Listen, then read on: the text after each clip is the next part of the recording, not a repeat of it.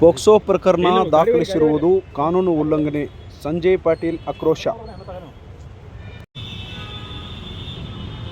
ಬೆಳಗಾವಿ ಗ್ರಾಮೀಣ ಮತಕ್ಷೇತ್ರದ ವ್ಯಾಪ್ತಿಯಲ್ಲಿ ನಡೆದ ಅಪ್ರಾಪ್ತ ಬಾಲಿಕೆಯ ಮೇಲಿನ ಲೈಂಗಿಕ ದೌರ್ಜನ್ಯ ಪ್ರಕರಣದಲ್ಲಿ ಪೋಕ್ಸೋ ಕಾಯ್ದೆಯಡಿ ಪ್ರಕರಣ ದಾಖಲಿಸಿದಿರುವುದು ಮಾಜಿ ಬೆಳಗಾವಿ ಗ್ರಾಮೀಣ ಶಾಸಕ ಸಂಜಯ್ ಪಾಟೀಲ್ ತೀವ್ರ ಆಕ್ರೋಶ ವ್ಯಕ್ತಪಡಿಸಿದರು.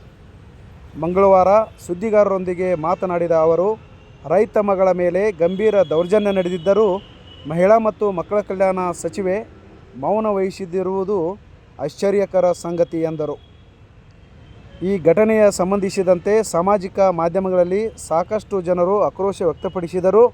ಸರ್ಕಾರ ಮಟ್ಟದಲ್ಲಿ ಯಾವುದೇ ಮಹಿಳಾ ಮತ್ತು ಮಕ್ಕಳ ಕಲ್ಯಾಣ ಸಚಿವೆ ಈ ವಿಚಾರವಾಗಿ ಮಾತನಾಡದಿರುವುದು ಕಾನೂನಿನಲ್ಲಿ ಉಲ್ಲಂಘನೆ ಕಾಣುತ್ತಿದೆ ಎಂದು ದೂರಿದರು. ಗ್ರಾಮೀಣ ಪೊಲೀಸ್ ಠಾಣೆ ವ್ಯಾಪ್ತಿಯಲ್ಲಿ ಪ್ರಕರಣ ನಡೆದಿದ್ದರೂ ಪೋಕ್ಸೋ ಕಾಯ್ದೆ ಅನ್ವಯಿಸುತ್ತದೆ. ಕೇವಲ ಸಾಮಾನ್ಯ ಪ್ರಕರಣ ದಾಖಲಿಸಿ ತ್ವರಿತವಾಗಿ ಜಾಮೀನು ದೊರಕುವ ರೀತಿಯಲ್ಲಿ ಕ್ರಮ ಕೈಗೊಳ್ಳಲಾಗಿದೆ. ಇದು ಗಂಭೀರ ಲೋಪವಾಗಿದೆ ಎಂದು ಸಂಜಯ್ ಪಾಟೀಲ್ ಹೇಳಿದರು. ಇಂತಹ ವಿಷಯಗಳಲ್ಲಿ ಸಂಘಟನೆಗಳು ಸಣ್ಣ ವಿಚಾರಕ್ಕೂ ರಸ್ತೆಗಿಳಿಯುತ್ತವೆ. ಆದರೆ ರೈತನ ಮಗಳ ಮೇಲೆ ನಡೆದ ಈ ರೀತಿಯ ಅಮಾನವೀಯ ಘಟನೆ ವಿರುದ್ಧ ಯಾವ ಸಂಘಟನೆಯ ಮಕ್ಕಳು ಧ್ವನಿ ಎತ್ತುತ್ತಿರುವುದು ವಿಷಾದಕರ ಸಂಗತಿ ಎಂದು ಅವರು ಆಕ್ರೋಶ ವ್ಯಕ್ತಪಡಿಸಿದರು. ಈ ಪ್ರಕರಣವನ್ನು ಗಂಭೀರವಾಗಿ ಪರಿಗಣಿಸಿ ನಾನು ಧ್ವನಿ ಎತ್ತಿದ ನಂತರ ಮಾತ್ರ ಸಣ್ಣ ಮಟ್ಟದ ಪ್ರಕರಣ ದಾಖಲಿಸಲಾಗಿದೆ. ನಾನು ಅತಿಯಾಗಿ ಮಾತನಾಡಿದರೆ ರಾಜಕೀಯವಾಗಿ ಬೇರೆ ಅರ್ಥಕ್ಕೆ ತಿರುಗಿಸುವ ಸಾಧ್ಯತೆ ಇರುವುದರಿಂದ ಎಚ್ಚರಿಕೆಯಿಂದ ಮಾತನಾಡುತ್ತಿದ್ದೇನೆ ಎಂದು ಹೇಳಿದರು.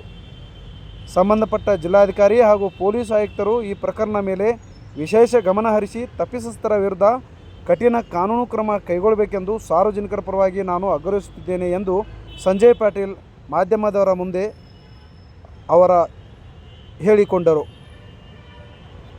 ಆದ್ರೆ ಬೆಳಗಾವಿಯಲ್ಲಿ ಇರುವಂಥ ಒಬ್ಬರು ಲೇಡಿ ಹಿಟ್ಲರ್ ಅನ್ಬೋದು. ಯಾಕಂದ್ರೆ ತಹಸೀಲ್ದಾರ್ ಆಫೀಸ್ದಲ್ಲಿ ಆತ್ಮಹತ್ಯೆ ಆಯ್ತು ಮುಚ್ಚಾಕರು. ಪೃಥ್ವಿ ಸಿಂಗ್ ಅಂತ ಒಬ್ಬ ದಲಿತ ಯುವಕರಿಗೆ BJP ಕಾರ್ಯಕರ್ತರಿಗೆ ಬಡದಾಟ ಮಾಡಿ ಅದು ಮುಚ್ಚಾಕಿದ್ದಾರೆ. ಈಗ ಒಬ್ಬ ವ್ಯಕ್ತಿ ಆ ಹುಡುಗಿಯರಿಗೆ ಶಿಕ್ಷಣ ತಗೊಳಕ್ಕೆ ಹೋಗ್ಬೇಕಂತ ಸ್ಥಾನದಲ್ಲಿ ಸರಸ್ವತಿ ಗುಡಿ ಅಂತ ನಾವು ಸ್ಕೂಲ್ಗೆ ಹೇಳ್ತೀವಿ. ಆ ಸ್ಕೂಲಿನಲ್ಲಿ ಭಾಳ ಕೆಟ್ಟ ಘಟನೆಗಳು ನಡೆದ್ರೂ ಜನ ಆ ವ್ಯಕ್ತಿ ಸಾಕಷ್ಟು ಬಡ್ದಿದ್ದಾರೆ. ಎಲ್ಲ TV ಮೇಲೆ, ಮೊಬೈಲ್ ಮೇಲೆ ಎಲ್ಲ ಕಡೆ ಘಟನೆ ನಡೆದಿನ ಬಗ್ಗೆ ಉಲ್ಲೇಖ ಆದಮೇಲೆ ಈ ಮಹಿಳಾ ಮಕ್ಕಳ ಕಲ್ಯಾಣ ಸಚಿವ ಅಂತ ಹೇಳುವಂಥ ಸಚಿವರು ಒಂದು ಕಾಮೆಂಟ್ ಕೂಡ ಮಾಡಿಲ್ಲ, ಇದು ಸರಿನೋ ತಪ್ಪಂತ. ಅವ್ರ ಕ್ಷೇತ್ರದಲ್ಲಿ ನಡೆದಿಂದ ಜೊತೆಗೆ ಅದು ಮುಚ್ಚಕ್ಕಂತ ಎಲ್ಲ ಪ್ರಯತ್ನ ಮಾಡಿ ಪೋಕ್ಸೋ ಹಾಕಿ ಅವ್ರಿಗೆ ಅರೆಸ್ಟ್ ಮಾಡಬೇಕಾಗಿತ್ತು. ಆದರೆ ಸಾದಾ ಕಂಪ್ಲೇಂಟ್ ಕೂಡ ಫೈಲ್ ಆಗಲಾಗಿತ್ತು. ಯಾವುದು ನಾ ಬೈಟ್ ಕೊಟ್ಟ ನೀವು ಮಾಡಲಿಲ್ಲ ಅಂದ್ರೆ ನಾ ಊರು ಹೋರಾಟ ಮಾಡ್ತೇನೆ ಅಂತ ಹೇಳಿದ್ಮೇಲೆ ಒಂದು ಸಾಮಾನ್ಯ ಕೇಸ್ ಹಾಕಿ ಪೊಲೀಸ್ ಸ್ಟೇಷನ್ದಲ್ಲೇ ಬೇಲ್ ಹಾಕಿ ಕಳಿಸಿದ್ದಾರೆ. ನಾವು ಎಲ್ಲರೂ ನೋಡಿದ್ದೇನೆ, ನಾನು ಕೂಡ ಅನುಭವ ತಗೊಂಡಿದ್ದೇನೆ.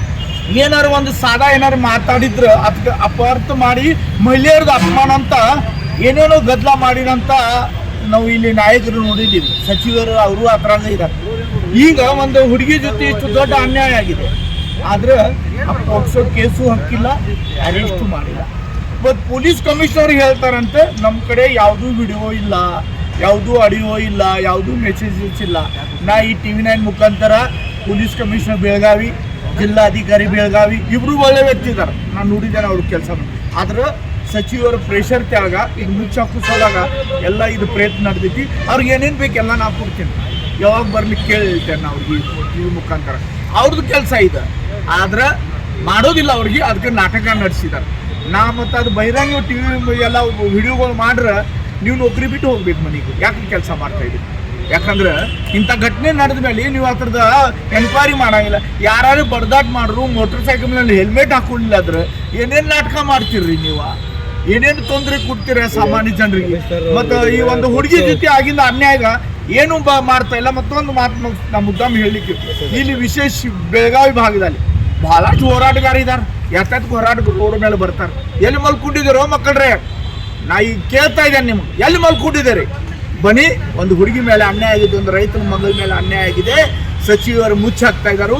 ಇದಕ್ಕೆ ಆವಾಜ್ ಕೊಡುವಂಥ ಧರ್ಮ ಜವಾಬ್ದಾರಿ ನಿಮ್ಗೆಲ್ಲರಿಗೂ ಇದೆ, ನಂದು ಕೂಡ ಇದೆ. ನಾ ಎಲ್ಲೂ ಬರ್ಲಿಕ್ಕೆ ತಯಾರಿದ್ದೇನೆ, ನಾ ಪ್ರಯತ್ನ ಮಾಡಾಕಿದ್ದೀನಿ. ಆದ್ರೆ ನಮ್ಮ ಬಗ್ಗೆ BJP ಅವರಂತ ಅಪವಾದ ಮಾಡಬಾರ್ದು ಅಂತ ನಾ ಸ್ವಲ್ಪ ಸಾವಕಾಶ ಹೋಗ್ತಾ ಇದ್ದೀನಿ. ಆದ್ರೆ ಇದಕ್ಕೆ ನ್ಯಾಯ ಸಿಗುವಂಥ ಕೆಲಸ ಆಗ್ಬೇಕಂತ ಮತ್ತೊಮ್ಮೆ ನಾ ಜಿಲ್ಲಾಧಿಕಾರಿ ಮತ್ತು ಪೊಲೀಸ್ ಕಮಿಷನರ್ ಅವ್ರು ಕೇಳ್ಕೊತಾ ಇದ್ದೇನೆ. ಇಲ್ಲಾಂದ್ರೆ ನಾರೇ ಇಲ್ಲಿ ಇರುವವರೆಗೂ ಯಾವ ಹುಡುಗಿ ಜೊತೆ ಏನಾದ್ರೆ ನಿಮ್ಗೆ ಕೇಸ್ ಹಾಕಿ ಕೊಡಂಗಿಲ್ಲ. ಯಾಕೆ ಒಬ್ರಿಗೊಂದು ನ್ಯಾಯ ಮತ್ತೊಬ್ರಿಗೊಂದು ನ್ಯಾಯ ಇದೆ ಅಂತ ಸಚಿವರಿಗೆ ಹೇಳ್ರಂತ ಮುಚ್ಚಕ್ಕವ್ರ. ನಿಮ್ಮ ಮನ್ಯಾಗಾದ್ರೆ ನನ್ನ ಮನ್ಯಾಗಾದ್ರೆ ಸುಮ್ ಕೊಡ್ರು ಸರಿ ಅಲ್ಲ.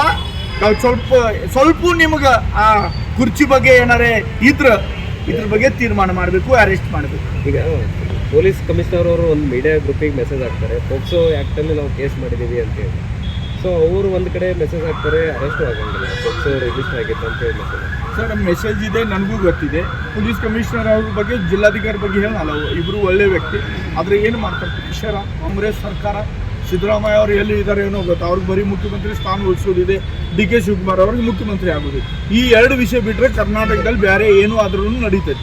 ಮಹಿಳೆಯರ ಜೊತೆ, ಹುಡುಗಿಯರ ಜೊತೆ, ಸ್ಕೂಲ, ಆಸ್ಪತ್ರೆ, ಎಲ್ಲಿ ಬೇಕಾದ ತಹಸೀಲ್ದಾರ್ ಆಫೀಸಲ್ಲಿ ಏನು ಬೇಕಾದಾಗಲಿ ಒಬ್ಬ ಅಧಿಕಾರಿಗಳು ಆತ್ಮಹತ್ಯೆ ಮಾಡ್ಕೋತಾರೆ. ಸಾಯಿಲೇನು ಇವ್ರಿಗೇನಾಗೋದೈತಿ, ಇವರ ಮುಖ್ಯಮಂತ್ರಿ ಆಗಬೇಕು. ಬರೀ ಈಗ ನಮ್ಮ ತಾಲೂಕದಲ್ಲಿ 9-10 ವರ್ಷ ಮೇಲಿದ್ದು ನಮ್ಮದು ಸರ್ಕಾರ ಇತ್ತು. ನಮ್ಮ BJP ಕಾರ್ಯಕರ್ತರಿಗೆ ಸಚಿವ ಹೇಳ್ತಾರೆ ಪೊಲೀಸರಿಗೆ, ಇವ್ನು BJP ಕೆಲಸ ಮಾಡ್ತಾನೆ, ಇವ್ನ ಮೇಲೆ ಸ್ವಲ್ಪ ಅಬ್ಸರ್ವ್ ಇಡು, ಇವ್ನಿಗೆ ಸರಿ ಮಾಡೋದು. ಇದು ಓಪನ್ ಧಮಕಿ ಕೊಡುವಂಥ ಮಂತ್ರಿ ಇಡೀ ಕರ್ನಾಟಕದಲ್ಲಿ ಮತ್ತೆ ಅಲ್ಲ ಭಾರತ ದೇಶದಲ್ಲಿ ಎಲ್ಲಿಲ್ಲ.